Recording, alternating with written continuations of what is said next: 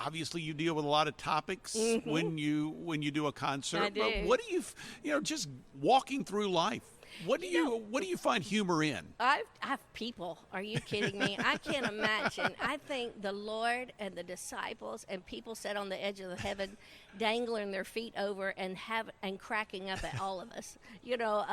What we worry about. They've got the Lord's got to roll his eyes and go, I told him not to worry about that, or he'll chuckle at the messes we get ourselves in.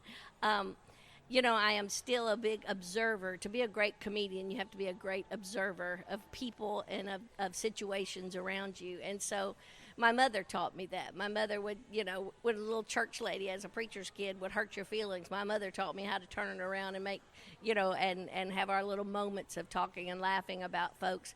It is just, we're in a culture that is so serious and sad right now, and rightly so. We're in a very difficult time in our world.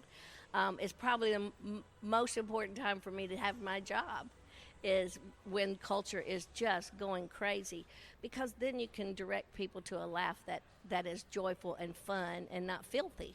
I get really tired of comics who rely on the filthy words to get a laugh, and it's really just nervous laughter, from most people. I want people that work really hard to get my laugh. I don't want to give it away. I want them to do a little work to get it. And so I feel that way for other people. I want to do a little work, a little writing, and looking at every angle to find a good way to laugh at something instead of just throwing something out there. Chonda Pierce joining us today. It is the Christian Product Expo Summer 2024 show in Fort Wayne, Indiana. This is the Meeting House here on Faith Radio.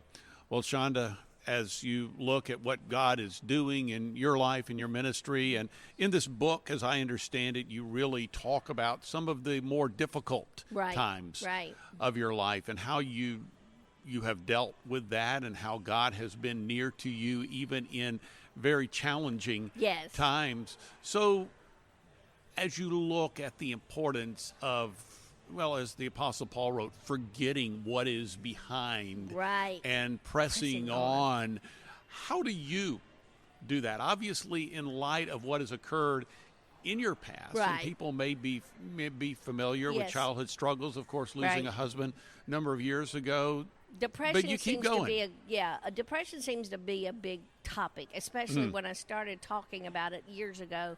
I wrote a book about 20 years ago called Laughing in the Dark, and it seemed to resonate with women a lot because depression is a very prevalent mental disorder right now. It is not a spiritual battle. It is a mental fight in your brain, and it requires counseling or medicine and all of those things. And when I became very honest talking about it, it seemed like my career even took another great little bolt because people were longing to hear that honest conversation in the church, that you can't just get a scripture and get better. You may take scripture and a doctor and counseling, all those things. Well, with that in mind, that's one of the long-lasting things that I will probably talk about forever.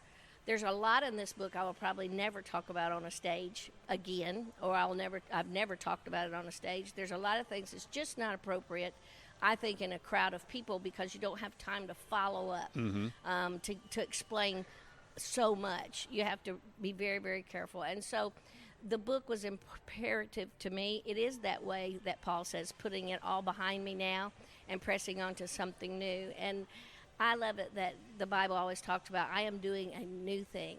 I'm doing a new thing. And it seems like when I put the pen down and was finished and shut the book and sent it off to the publisher, there was a great relief for me that I had put it all out there. And now I can script a new day, a new thing. I can talk about some new stuff that I'm facing.